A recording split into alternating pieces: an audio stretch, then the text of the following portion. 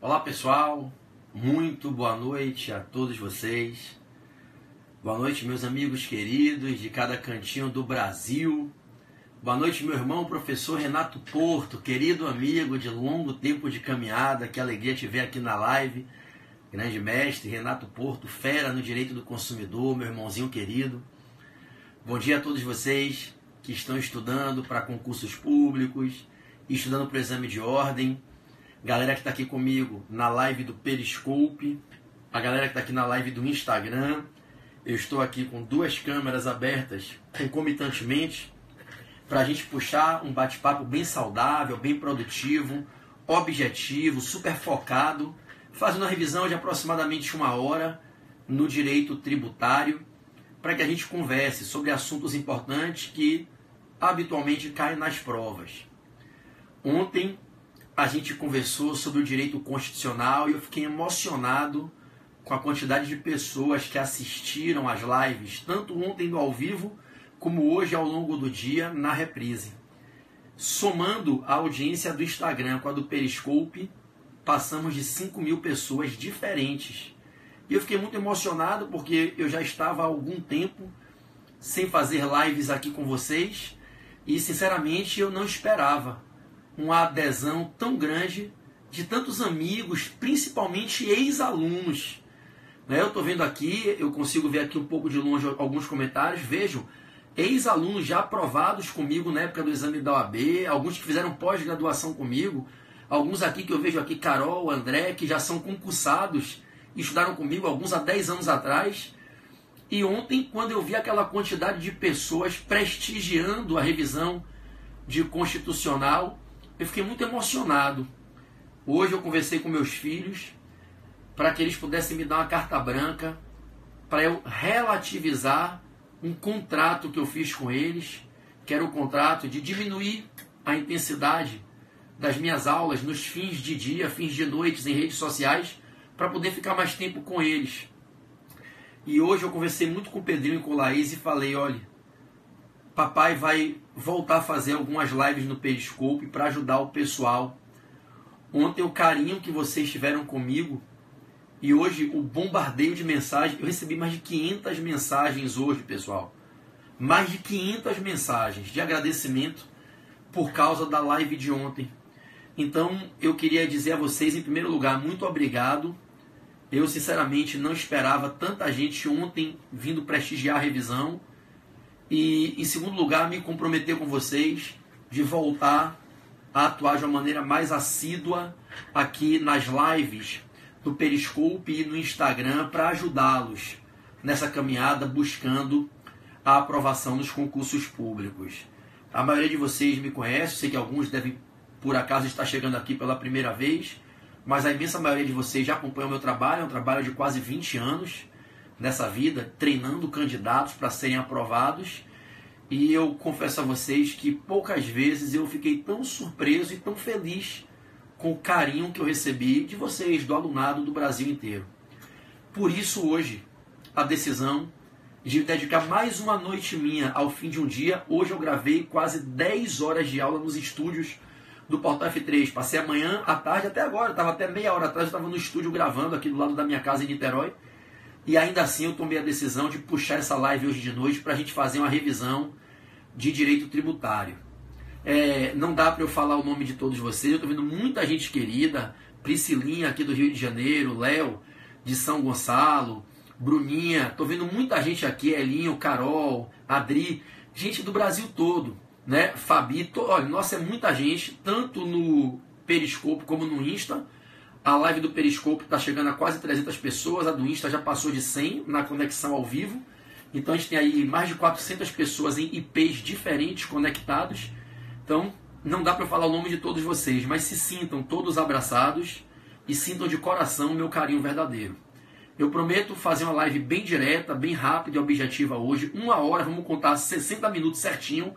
10h30 da noite a gente termina. Estou com a camisa que eu trouxe da Rússia. Fui lá para esses primeiros 2 jogos, ver os jogos do Brasil. Espero que amanhã dê sorte, que a gente possa ganhar, né? Porque apesar de todos os problemas que o país atravessa, apesar da dor que a gente sentiu hoje, vendo mais um ato, no meu humilde modo de pensar e sempre respeitando a diferença Um ato vexatório do Supremo hoje, soltando José Disseu e caminhando para soltar tantos outros que estão aí envolvidos em crimes que são injustificáveis na realidade do Brasil.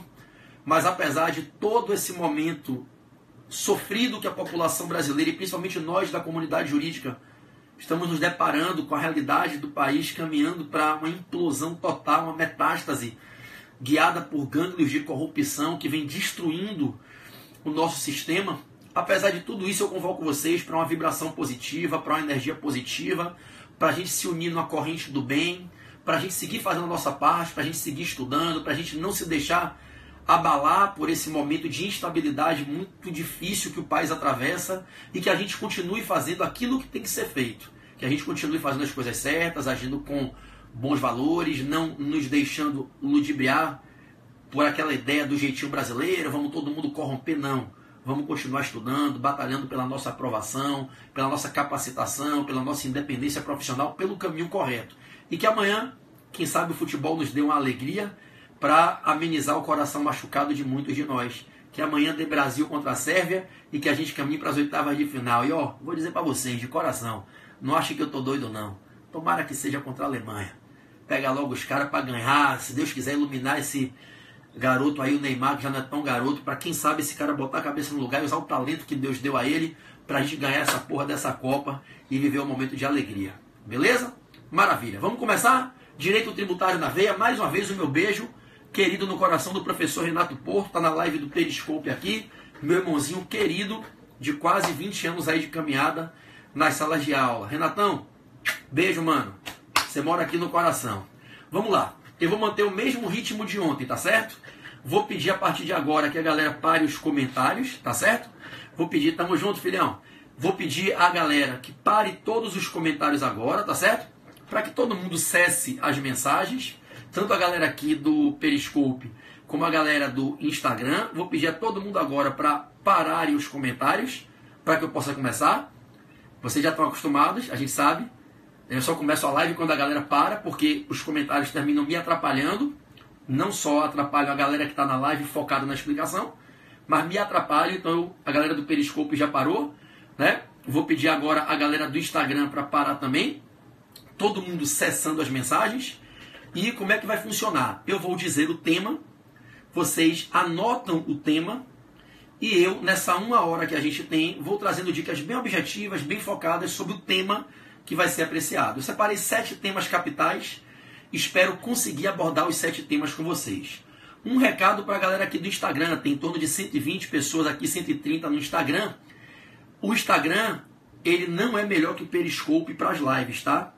Então, com 60 minutos a live do Instagram cai. O Instagram só permite lives de até 60 minutos. E se eu for puxar uma segunda, ela derruba a primeira, ela exclui a primeira. O Instagram não armazena 2 lives ao mesmo tempo. Então, quando eu completar 60 minutos, vai cair. E aí, a live do Instagram só armazena por 24 horas. A do Periscope é permanente, fica por tempo indeterminado. Então, eu sempre vou priorizar o Periscope. Eu estou abrindo o Instagram porque, às vezes, algumas pessoas podem estar com dificuldade de acessar o Periscope, terminam acompanhando os primeiros 60 minutos no Instagram, ok? Mas quando der 60 minutos de quando eu iniciei a transmissão, automaticamente a live do Instagram fecha, não sou eu. É o Instagram que fecha e encerra a live. E se eu começar uma segunda, automaticamente exclui a primeira. Então quem está no Instagram, saiba que quando completar 60 minutos, a live vai cair. Aí eu recomendo que vocês venham para o Periscope. Não faça, por favor, aquele comentário: eu não tenho Periscope, amigo. Você não tem, você baixa o Periscope, pô. É gratuito, não paga nada, é só baixar o aplicativo. Você não baixou o Instagram? Então você baixa o Periscope, que inclusive é um aplicativo mais leve que o aplicativo do Instagram. Então ocupa menos espaço no celular que o Instagram. E se você não quiser baixar o Periscope no seu celular, você pode ver pela internet, periscope.tv. Então entra pela internet, vai no Google, periscope.tv, e entra no Periscope. Cria uma conta, entra com o Facebook e o Instagram, ok? Então não ter Periscope não é desculpa. Cria-se o Periscope, beleza? Vamos embora. Bom, o primeiro tema que eu quero lembrar vocês, e que cai muito nas provas, é o tema da reserva de lei complementar para a criação de tributos. Reserva de lei complementar para a criação de tributos. Então anote o tema 1 da nossa revisão de hoje, reserva de lei complementar para a criação de tributos. Bom, ok? Anotaram o tema 1? Eu separei 7 temas, esse é o tema 1. Reserva de lei complementar para a criação de tributos. Não raro, os examinadores, nas mais diferentes bancas e nos mais diferenciados perfis de certames, elaboram quesitos, indagando aos candidatos se eles sabem quais são as hipóteses em que a nossa Constituição condiciona a criação de um tributo à necessidade de uma lei complementar. Repetindo, é comum que apareçam nas provas questões em que se indaga se os candidatos sabem identificar as situações em que a nossa Constituição exigiu lei complementar para a criação de tributos. Isso ocorre em 5 hipóteses. Existem 5 situações em que o ato de criação de um tributo foi reservado à lei complementar. Antes que eu lembre a vocês essas 5 situações, permitam-me frisar de modo claro. Nesses 5 casos que vos direi, repetirei para que vocês possam anotar. Nesses 5 casos que a gente vai lembrar aqui nos próximos minutos, somente através de uma lei complementar é possível a criação dos tributos. Nesses 5 casos que a gente vai lembrar agora, não se pode criar o tributo por outra via que não seja a da aprovação de uma lei complementar. E essa é uma reserva absoluta, que não tem qualquer exceção. Nesses 5 casos que a gente vai trabalhar aqui agora, se na sua prova, se na prova que você estiver realizando, prova da OAB, prova para delegado da Polícia Federal, uma prova de delegado de Polícia Estadual, uma prova do MP ou da Defensoria, você estiver lendo e na questão aparecer um desses 5 casos que eu vou falar agora, e o enunciado da questão veicular que o tributo, nesses 5 casos, foi criado por lei ordinária, ou por lei delegada, ou por medida provisória, você vai tomar como verdadeira a afirmação que disser que estará ocorrendo uma inconstitucionalidade. Uma inconstitucionalidade, porque nesses 5 casos, a Constituição expressamente condiciona a criação do tributo a uma lei complementar. E se em qualquer desses 5 casos que a gente vai ver agora, aparecer na questão da sua prova, que uma lei ordinária número tal, que uma lei delegada número tal, que uma medida provisória número tal, criou o tributo, você vai entender que o caso apresentado na questão envolve uma inconstitucionalidade, uma violação ao mandamento normativo constitucional que exigiu lei complementar. E sabemos todos que quando a matéria é submetida à necessidade de lei complementar, ela só pode ser tratada por lei complementar, sendo vedado o uso de qualquer outra fonte normativa para normatizar essa matéria, esse assunto, esse tema, ok? Bom, portanto, vamos então lembrar os 5 casos em que é necessária uma lei complementar para a criação dos tributos. 4 desses 5 casos envolvem competência tributária da União, envolvem tributos federais. E um único caso envolve tributo estadual. Eu vou começar lembrando a vocês os 4 casos que envolvem tributos da União, ok? Pega o seu caderno e a sua caneta para fazer o apontamento. O primeiro caso é o dos empréstimos compulsórios. Conforme o artigo 148 da Constituição, somente através de lei complementar poderá a União instituir empréstimos compulsórios, obrigando o povo a emprestar dinheiro compulsoriamente. Somente através de uma lei complementar pode o Congresso Nacional viabilizar que a União cobre da população dinheiro emprestado, compelindo o povo a compulsoriamente emprestar recursos financeiros para os cofres públicos federais. Então, o primeiro caso de 5 que existem, em que é necessário lei complementar para criar o tributo, sendo, portanto, vedada a criação do tributo por lei ordinária, lei delegada ou medida provisória, o primeiro caso é o dos empréstimos compulsórios do artigo 148 da Constituição. ok? Vamos para o segundo caso. O segundo caso em que se exige lei complementar para a criação de tributos é o dos chamados impostos residuais. Tá se ligando aí, meu amigo Renato Porto? Você que é fera brava do direito do consumidor, do direito civil, do processo civil. Tá pegando o tributário na veia, Renatão? Então, o segundo caso, Renato, você e toda a rapaziada, é o caso dos impostos residuais. Para que se possam criar impostos residuais no Brasil, isso só será válido se a criação emanar de uma lei complementar. Nesse mistério, é dizer a você que se na sua prova você estiver lendo uma questão e nessa questão se estiver afirmando que a União, através de uma lei ordinária, criou um empréstimo compulsório, você vai entender que haverá ali uma inconstitucionalidade. Se no quesito da sua prova se afirmar que uma medida provisória do presidente da República, uma lei delegada feita pelo presidente após delegação formal do Congresso Nacional, criou empréstimo compulsório, o que é que você vai marcar? Que é inconstitucional. Por quê? Porque a criação de empréstimos compulsórios depende de lei complementar e só pode ocorrer através de lei complementar. Tudo bem, meus irmãos? Tudo jóia, ok? Perdão. Empréstimos compulsórios e impostos residuais, né? Eu já estava falando aqui na segunda hipótese, que é dos impostos residuais, beleza? Então, quais são os dois primeiros casos que somente por lei complementar se pode criar tributo? Empréstimos compulsórios e impostos residuais. PB, e o que são impostos residuais? Para mim que não tenho muita intimidade com o tributário, o que são impostos residuais?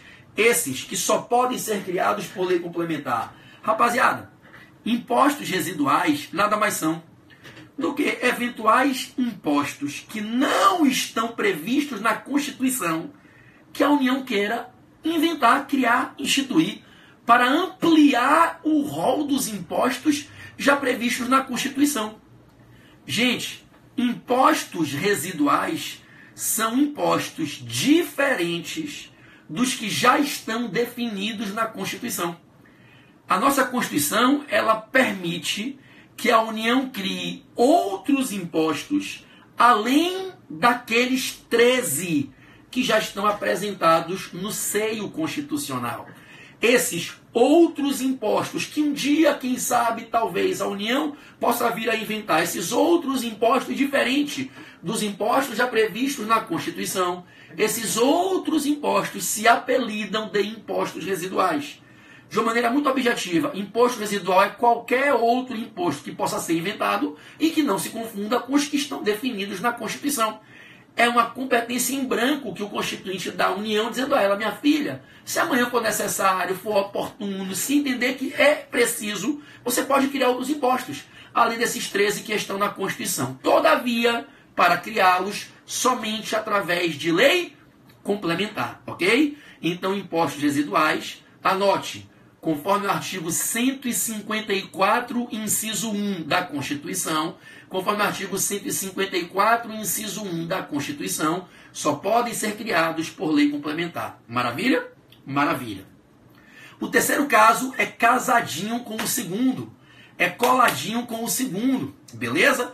Qual é o terceiro caso em que se depende de uma lei complementar para que se possa ter a criação de um tributo? É quando a gente fala das chamadas contribuições residuais para a Seguridade Social. Contribuições residuais para o custeio da Seguridade Social. Pessoal, se a União quiser criar uma contribuição para custear a Seguridade Social, quiser criar uma nova fonte de custeio para a Seguridade Social, diferente das contribuições para a Seguridade Social, que já estão previstas expressamente na Constituição, a União até pode. A União tem permissão expressa na própria Constituição para criar outras contribuições para custear a Seguridade Social diferentes das contribuições que já estão definidas na Constituição. Essas outras contribuições, essas eventuais novas contribuições que a União institua um dia para levantar dinheiro para a Seguridade Social, diferentes daquelas contribuições que já estão na Constituição, essas outras se chamam contribuições residuais para o custeio da Seguridade Social. Para que a União institua contribuições residuais para financiar a Seguridade Social, ela só pode fazer isso através de lei complementar, ok?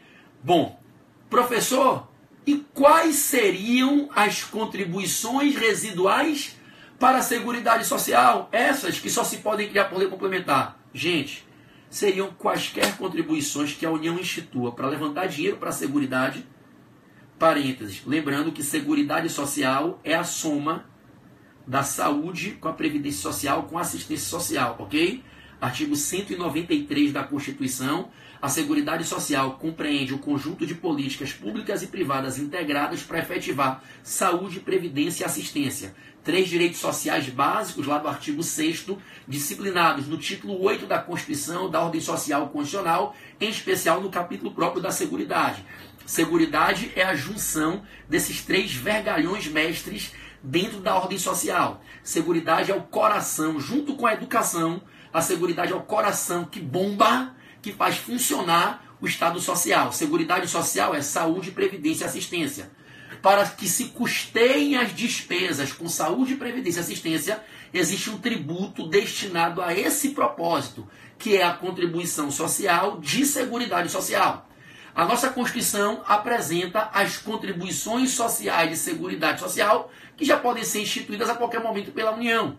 Essas são as contribuições já previstas na Constituição, as contribuições ordinárias para o custeio da Seguridade.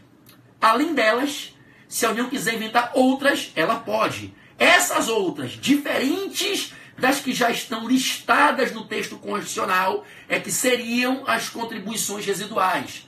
Para criá-las, seria imprescindível lei complementar, sendo inconstitucional o uso de lei ordinária, lei delegada ou medida provisória para criar uma outra fonte de custeio, uma nova contribuição para a Seguridade Social, diferente das que já são previstas.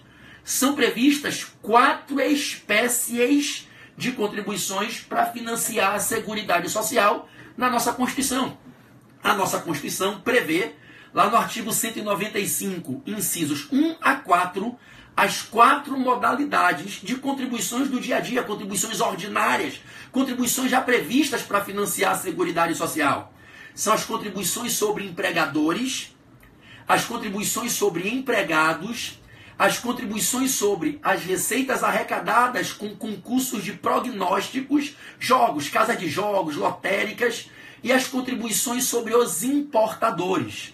Essas 4 espécies são as 4 espécies de contribuições que já estão previstas na Constituição para financiar a Seguridade Social. Repetindo, são as contribuições sobre empregadores, as contribuições sobre empregados, as contribuições sobre as receitas arrecadadas com os concursos de prognósticos e as contribuições sobre os importadores.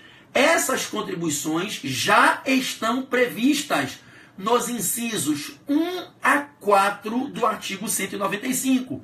Essas são as contribuições ordinárias já previstas para financiar a Seguridade Social. São as nossas COFINS, Código de Contribuição, FIM de Financiamento, S de Seguridade. São as nossas COFINS do dia a dia. Além dessas COFINS tradicionais, as COFINS empregadores, empregados, casa de prognósticos e importadores, é possível a invenção de outras, diferente das que já estão ali. Essas outras são as de Seguridade e essas somente por lei complementar. Ok? Maravilha.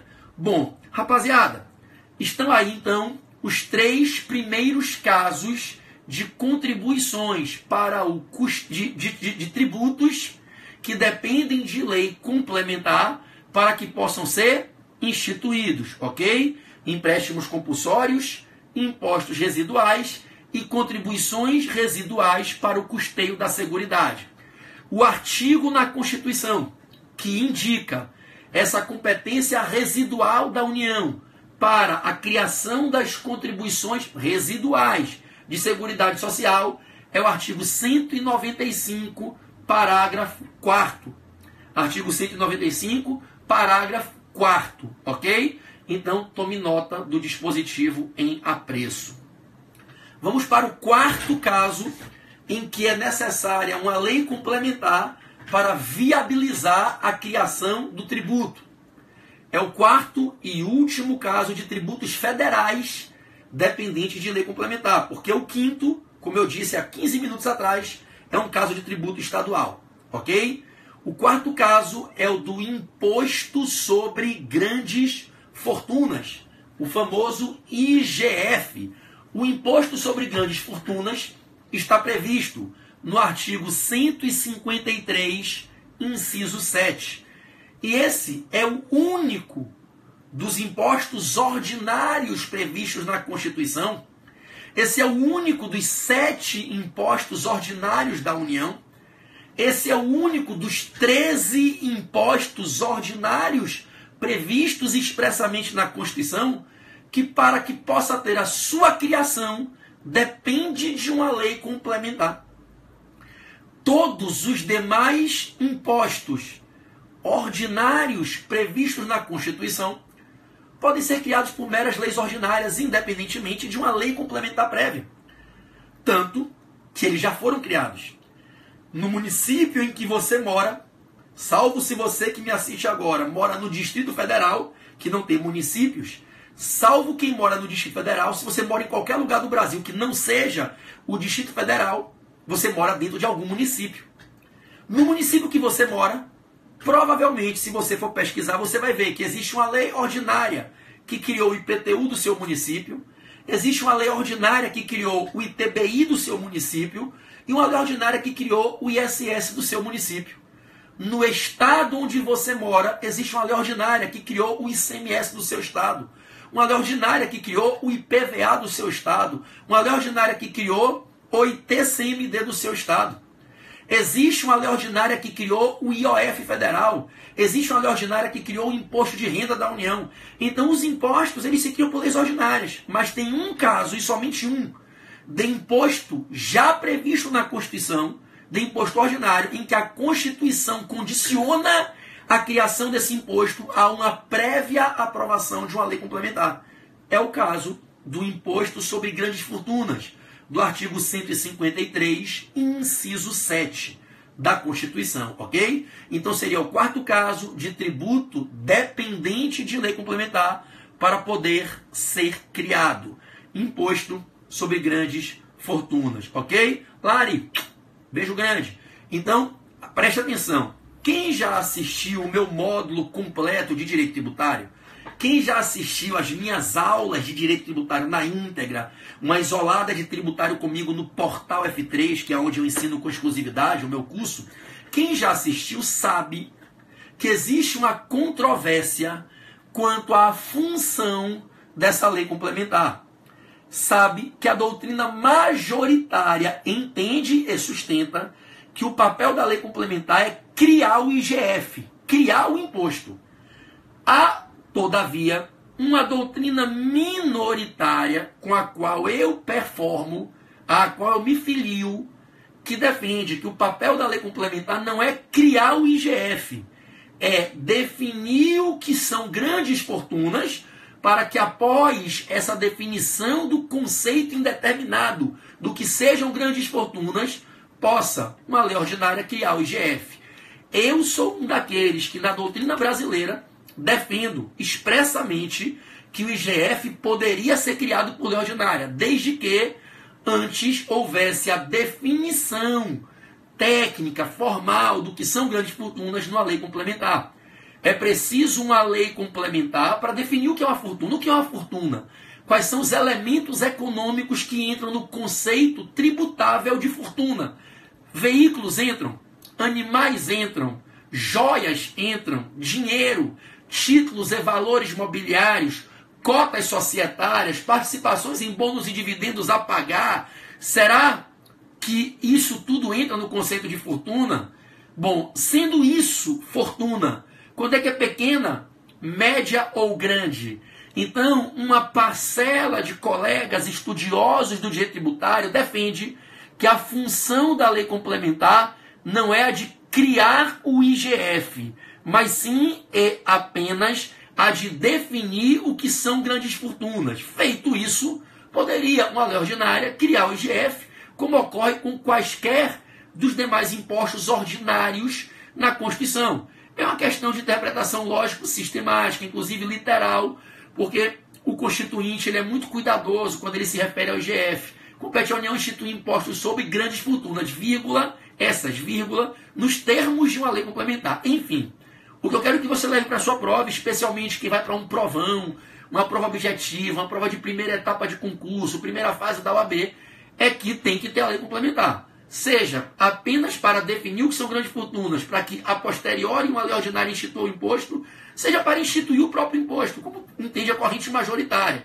O fato é indubitável, tem que ter a lei complementar, sem a qual não se poderá instituir o IGF. Por isso, normalmente os gabaritos dão como verdadeira a afirmativa de que é necessária uma lei complementar para a criação do IGF, ok? Bom, fechamos 4 dos 5 casos de tributos dependentes de lei complementar para serem instituídos. Esses 4 casos envolvendo tributos federais, como dito. Vamos para o 5º caso.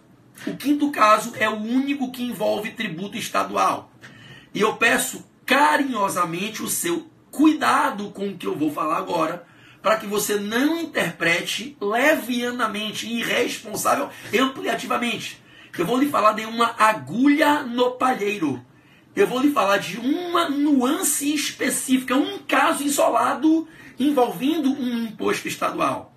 Esse imposto estadual que eu vou falar agora é criável por mera lei ordinária, não precisa de lei complementar. Mas para que ele incida em uma situação específica, aí a Constituição exige lei complementar. Eu estou me referindo ao imposto sobre transmissão causa-mortes e doações, na hipótese isolada, na hipótese específica em que a transmissão por morte dos bens, a deixa hereditária ou em legado, a sucessão legítima ou testamentária se dá de um de cujos que tinha domicílio ou inventário no exterior, ou residência no exterior, ou que teve seu inventário, seu arrolamento abertos, processados no exterior, deixando a herança, deixando legados para um beneficiário no Brasil. Ou quando um doador tem domicílio ou residência no exterior e está doando bens para um donatário no Brasil. Nesse caso específico do ITCMD incidindo sobre transmissões internacionais, nesse caso específico em que o ITCMD incide sobre transmissões causa-mortes ou doações originadas no exterior, fazendo-se com que o beneficiário adquira os bens estando o beneficiário no Brasil, a Constituição exige uma lei complementar para viabilizar a instituição e a incidência. Nath, que saudade! A incidência. Vini, meu irmão parceiro, um beijo, do ITCMD. No meio tributário, calma, que eu nunca dou artigo antes de encerrar a explicação, por uma questão lógica de competência acadêmica e de didática de ensino. Se um dia vocês forem dar aula, uma das primeiras lições que vocês vão aprender é que não se remete à lei antes de se encerrar o processo de formação do raciocínio. Então, você é aluno, aluna, eu sou professor. Controle a sua ansiedade e aprenda a desenvolver a virtude da paciência, para que o seu processo de estudo seja correto e você, por ansiedade, não prejudique o seu processo de aprendizado. Se você ouve eu dizer o artigo antes de você dominar a explicação, você corre para o artigo e começa a ler e não conclui o aprendizado. Então, se acalma, porque eu dou aula há 20 anos e eu raramente esqueço de dar o artigo. É raro acontecer, mas tenha certeza que eu não vou dar o artigo antes de encerrar a explicação, porque isso é contraproducente num processo de formação, desenvolvimento, domínio e internalização de informações no seu sistema neurocognitivo. Então aguarda, segura, que já já você vai ter o artigo, porque eu sempre dou ele e raramente, quando eu estou muito estafado, é que eu esqueço.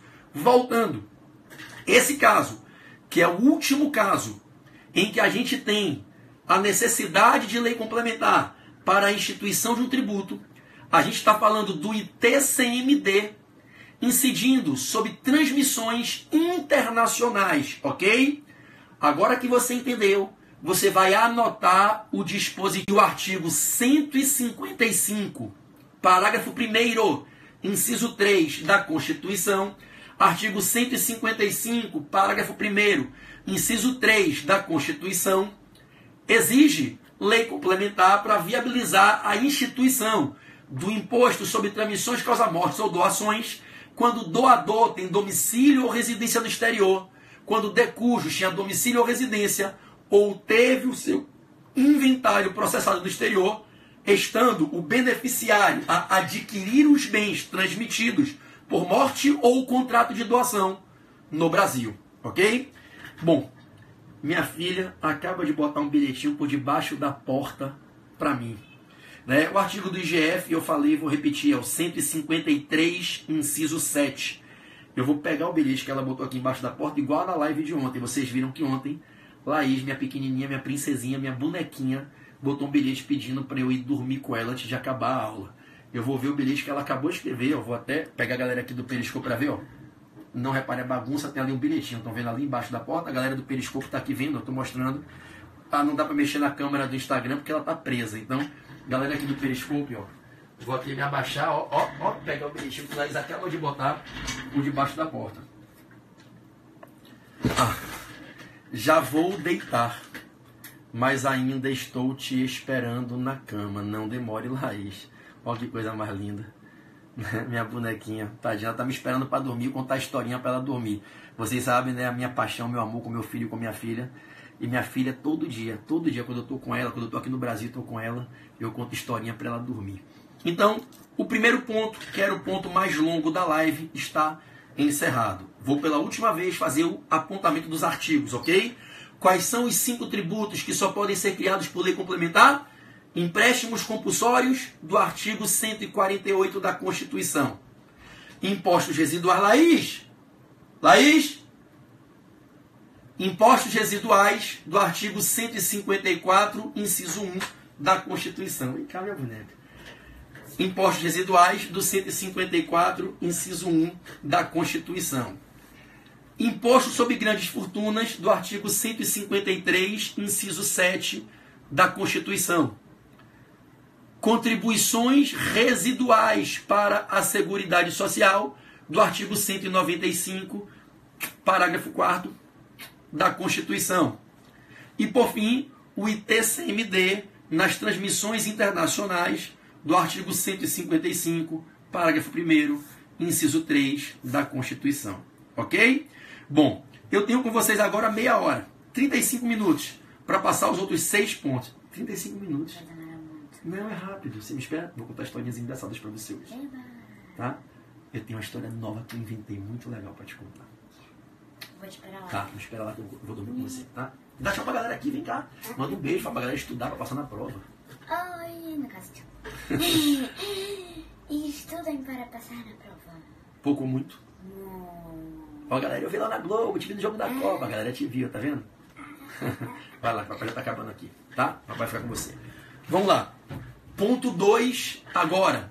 Ponto 2 da nossa revisão agora.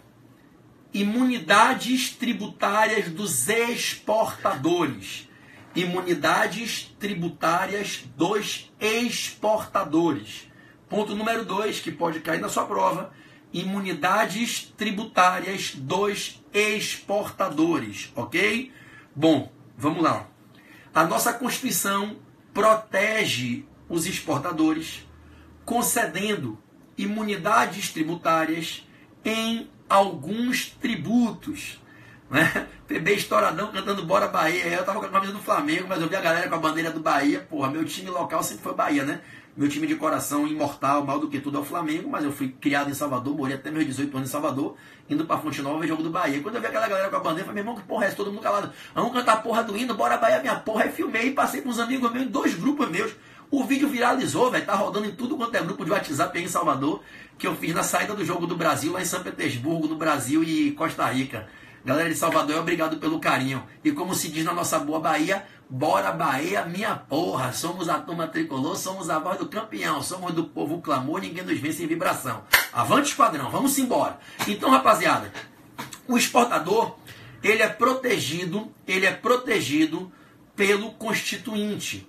E o Constituinte protege os exportadores dizendo, não incidem alguns tributos na exportação. A intenção do Constituinte foi evitar uma superoneração dos preços dos bens produzidos no Brasil quando a gente quer exportá-los, para que a gente conquiste uma clientela internacional. A conquista da clientela internacional é importante para viabilizar a entrada de recursos financeiros, o aumento do capital que entra no país, para aumentar a possibilidade dos fornecedores terem melhores margens de ganho, gerarem mais emprego, enfim. Não precisa me alongar justificando a importância do crescimento da exportação em qualquer país. No Brasil não é diferente. Então, para incentivar as exportações, o Constituinte resolveu proibir a incidência de alguns tributos sobre as operações de exportação. Ok?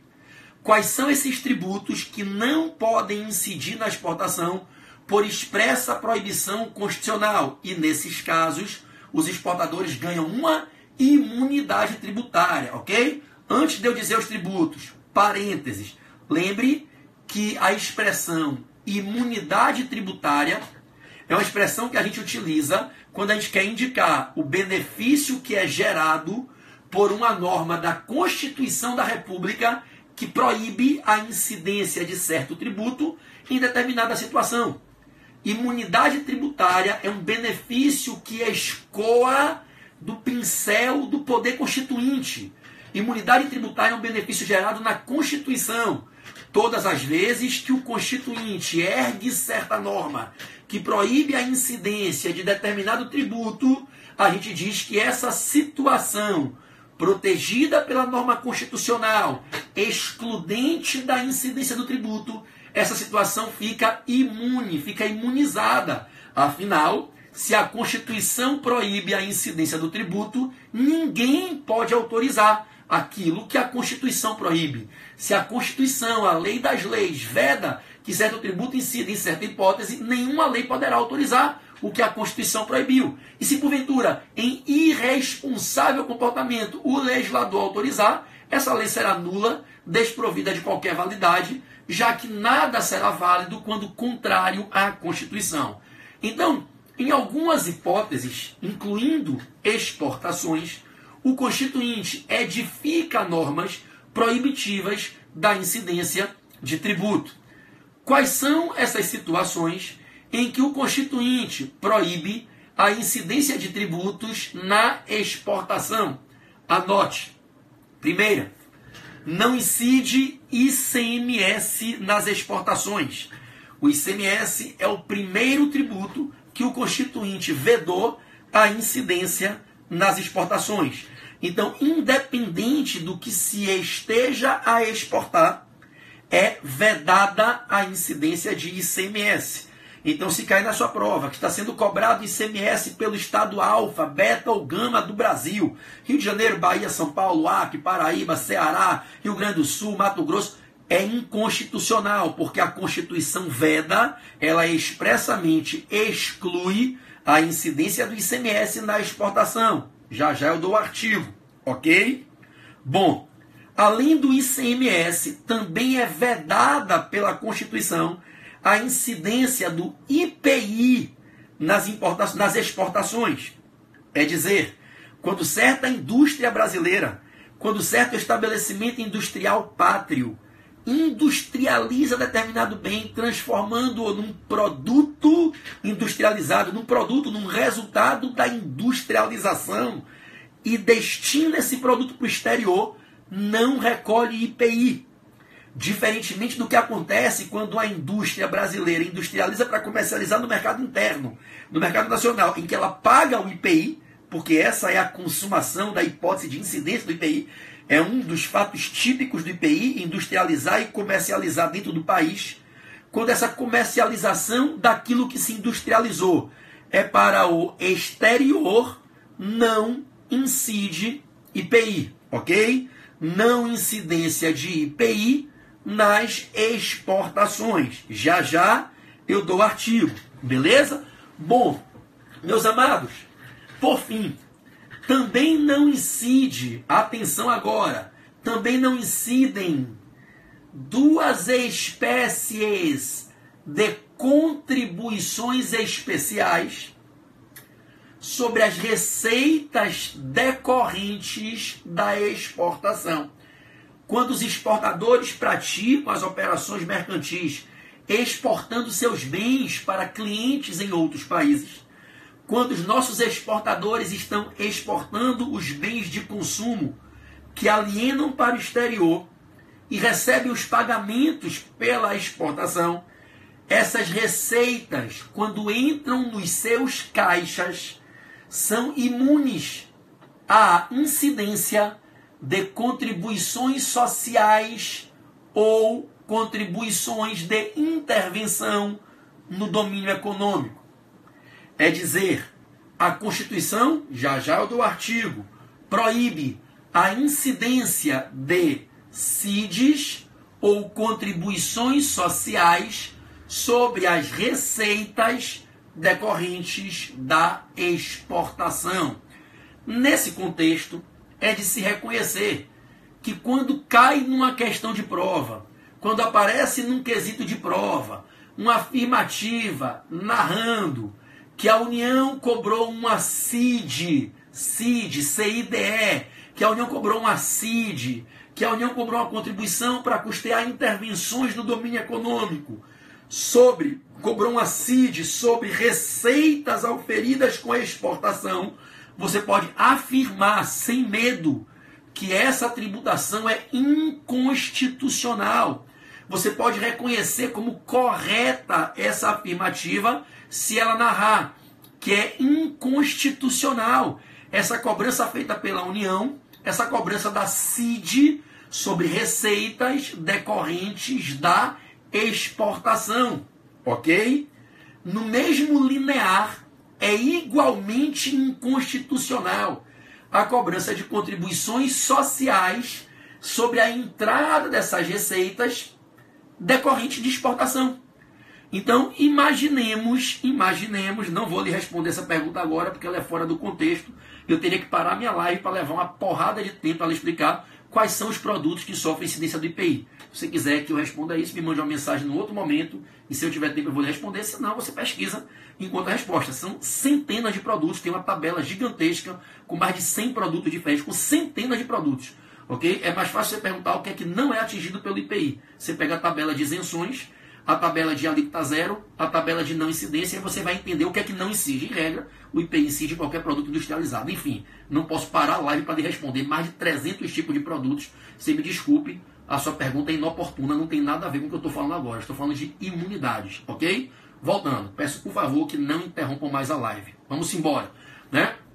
Então, repetindo, se cai na sua prova, os exportadores são protegidos pelo Constituinte com normas expressas na Constituição que proíbem a incidência de ICMS, a incidência de IPI e a incidência de contribuições sociais ou CIDs sobre as receitas que decorrem da exportação. Nesses casos, nós estamos falando das chamadas imunidades tributárias dos exportadores, ok? Antes que eu coloque os artigos aqui para vocês anotarem, existe uma pegadinha desgraçada que derruba muita gente em prova na imunidade das contribuições nas exportações, ok? Existe uma pegadinha da zorra no que tange a imunidade das contribuições que os exportadores têm. É o seguinte: quando um exportador está celebrando o ato mercantil em que ele aliena aliena o bem para o exterior, existem, atenção, dois momentos diferentes que eu quero que você observe. E eu quero que você observe esses dois momentos diferentes para que no final você entenda que a imunidade só se aplica no primeiro momento e não no segundo. E isso é o que derruba muita gente em prova. Preste atenção que é bem fácil. Eu vou explicar de uma maneira muito didática, usando os processos de repetição, para dar tempo de você formar e desenvolver seu raciocínio didaticamente. Só preste atenção e seja paciente, ok? Venha comigo. Imagine que eu tenho aqui uma sociedade alfa exportadora de certas mercadorias. Exporta suco de laranja, exporta soja brasileira, exporta qualquer tipo de bem para o exterior. Imagine que essa sociedade alfa exportadora aparece na questão da sua prova. E essa sociedade alfa exportadora fez uma exportação ao longo de 2018, primeiro semestre de 2018, fez várias operações de exportação na ordem, no valor de 20 milhões de reais. Os clientes lá no exterior, em diferentes países, que compraram os bens exportados pela sociedade exportadora alfa, foram pagando e foram gerando no caixa da sociedade exportadora alfa a entrada de receita. Então, minha amiga Alessandra, foi entrando receita no caixa da sociedade exportadora alfa. Vamos imaginar, conforme eu exemplifiquei ilustrativamente aqui na minha narrativa, que no primeiro semestre de 2018, a sociedade exportadora alfa já auferiu uma receita de 20 milhões de reais exportando os seus produtos para o exterior. Gente, o primeiro momento dessa historinha é exatamente esse momento em que a receita está entrando. É quando o consumidor lá fora, o gringo, o cliente lá no exterior está pagando. O dinheiro está caindo na conta, está entrando no caixa da sociedade exportadora. É a chamada entrada da receita. Ninguém aqui pode afirmar que a sociedade exportadora alfa terá lucro no final do ano, porque ninguém aqui sabe qual é o volume de despesas que ela tem. Se essa sociedade exportadora alfa tiver uma receita de 20 milhões e uma despesa de 30 milhões, ela vai ter receita de 20 milhões, mas não terá lucro, posto sua despesa superará a sua receita. Concordam? É uma questão básica.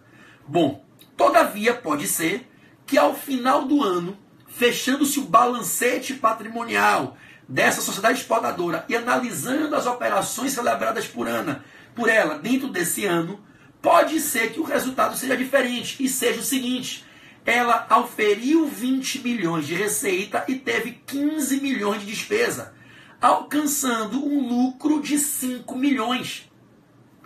O lucro é um resultado potencial.